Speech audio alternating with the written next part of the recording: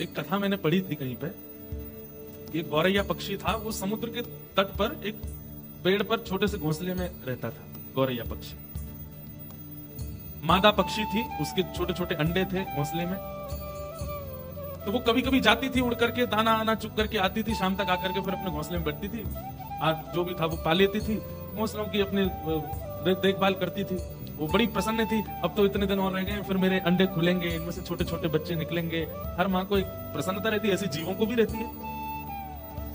वो प्रतीक्षा कर रही थी बस कि उसके जो घोंसले में अंडे हैं उनमें से बालक बाहर आएंगे।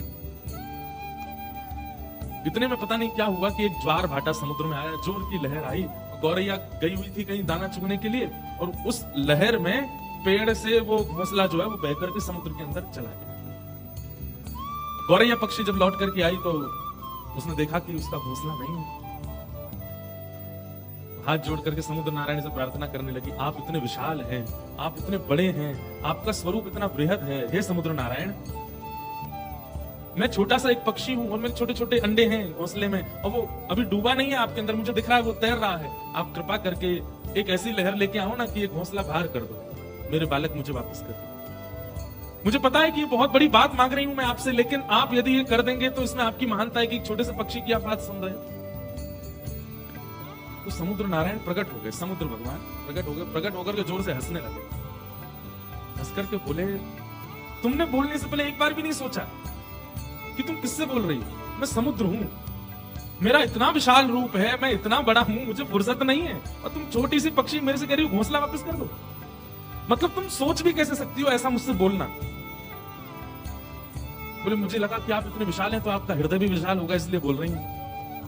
लौट जाओ, मुझ पर समय नहीं है, ये छोटी छोटी काम करने लग गया तो कितने लोग आ जाएंगे मेरे पास, हमारा ये कर दो, हमारा ये कर दो। लाखों करोड़ों की तादाद में मछलियां रहती हैं, वो सब कभी कभी बोलने लगेंगे हमारी ये बात मान जाओ। ऐसा थोड़ी होता है, जो स्तर पर बात की जाती है। थोड़ा अभिमान से समुद्र ने प्रत्युत्तर दिया। ध्यान से सुनना। गौरैया पक्षी ने बहुत प्रयास किए कि आप मान जाओ, नहीं माने। तो गौरैया पक्षी बोली, देखो आप नहीं मानोगे तो मैं आपको सुखा दूंगी। समुद्र नारायण बोले, तुम सुखाओगे मुझे? तो कितनी सी हो तुम, एक लहर में तुम्हारे पर खच्चे उड़ जाएंगे सारे, दिखोगे नहीं, अस्तित्व खत्म हो जाएगा, मुझे सुखाओगे तुम? बोले, मैं सुखा दूं। कैसे सुखाओगे? तो गौरैया पक्षी छोटी सी गई और अपनी चोंच खोल के समुद्र का जल मुख में भरा और दूर जाकर के एक जगह खला दिया। बोले, ऐसे मैं पूरे जल को खला दूंगी, दूसरी तरफ तुमको सुखा दूंगी। समुद्र बोले, बहुत बढ़िया। समुद्र नारायण तो हंस करके चले गए, लेकिन वो गौरैया पक्षी लगी मुख में जल भरे, दूर फेंके, फिर भरे, फिर फेंके, फिर भरे, फिर फेंके। उसको देख करके दो चार गौरैया पक्षी और लगे। बोले, बताओ ये इतनी सी है, समुद्र को कम करने के लिए इसने ये बेड़ा उठाया, हो नहीं सकता हम जानते हैं, पर ये कर तो रही है फिर भी। और धैर्यता के साथ सब लगे हैं कार्य को करने। गौरैया पक्षियों को देख करके अन्य पक्षी प्रजातियों ने सोचा, जब ये लग रहे हैं तो हम क्यों नहीं लगे? तोते भी आ गए, साथ में कोयल भी आ गई, कौवे भी आ गए, जितनी पक्षियों की प्रजाति, सबके मन में आया कि समुद्र सूख तो नहीं सकता, पर ये गौरैया जब हार नहीं मान रही है, इतने धैर्यवंत होकर के कर रही है, तो हम क्यों ना इसकी सहायता करें। सब लोग लग गए। देखते ही देखते पृथ्वी पर जितनी पक्षियों की प्रजाति है सब एक साथ इकट्ठे हो गए, और किलोमीटरों अंदर तक समुद्र में केवल पक्षी ही पक्षी हैं। अपनी चोंच में जल भरते हैं और ले जाकर खाते हैं। समुद्र हंस रहा है, करो, तुमको पता है तुम एक क्षण में जितना जल लेकर के बाहर फेंकते हो, उसका 1 लाख गुना ज्यादा जल हर क्षण मुझ में आ भी रहा है, हजारों नदियों से। क्या कर लोगे इससे? पक्षी सब बोले, हम करते रहेंगे, चाहे तुम बिल्कुल कम ना हो, धैर्य नहीं छोड़े। आकाश मार्ग में भूचाल आ गया, सारे पक्षी पृथ्वी से एक जगह इकट्ठे हो गए, समुद्र को हल्का करने में लगे। खबर पहुंची नारद जी के पास। नारद जी महाराज ने आकाश से देखा तो किलोमीटरों अंदर तक पक्षी पक्षी पक्षी पक्षी समुद्र के ऊपर है, चोंच में जल भरते हैं, किनारे पे ले जाके फेंकते हैं। एक जगह तालाब जैसा बन गया है समुद्र का।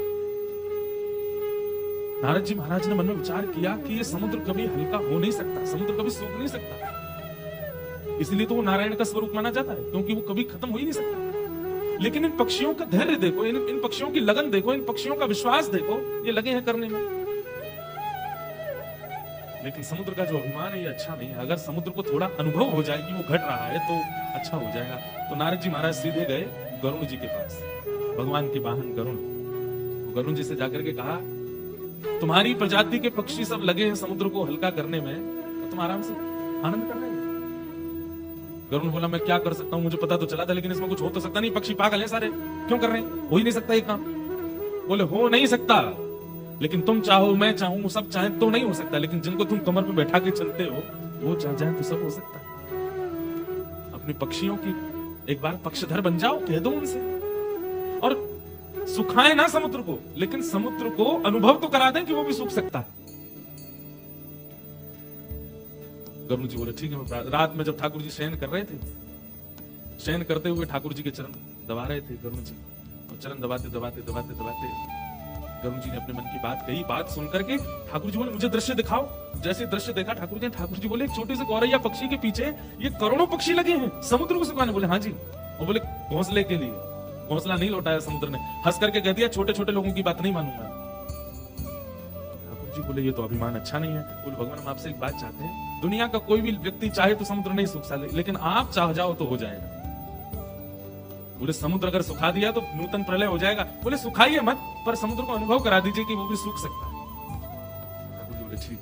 तुरंत भगवान ने अपने सुदर्शन चक्र को आज्ञा की, हे सुदर्शन नारायण 12 सूर्य 12 सूर्यों के समान तपायमान हो जाओ तुम, और जाकर के समुद्र के ऊपर द्रुत गति से दौड़ने लगो। एक तो सुदर्शन चक्र वो पहले ही महाज्वाला, सुदर्शन महाज्वाला, महाज्वाला है, अग्नि वहीं से प्रकट होती है भगवान के सुदर्शन से। और उनको भी ठाकुर जी ने कहा कि तुम 12 सूर्यों के समान, एक सूर्य का ताप नहीं सह पाते हम लोग। और आपके ऑस्ट्रेलिया में तो वैसे ही बताते हैं कि यहाँ ओजोन लेयर में कुछ है डिफेक्ट, ऐसे सूर्य का प्रकाश आता है कि लोगों को स्किन कैंसर हो जाता है, स्किन की बीमारी हो। मतलब अगर ओजोन लेयर नहीं हो तो सूर्य की डायरेक्ट रेज हम सहन भी नहीं कर सकते, जबकि करोड़ों किलोमीटर दूर है हमसे।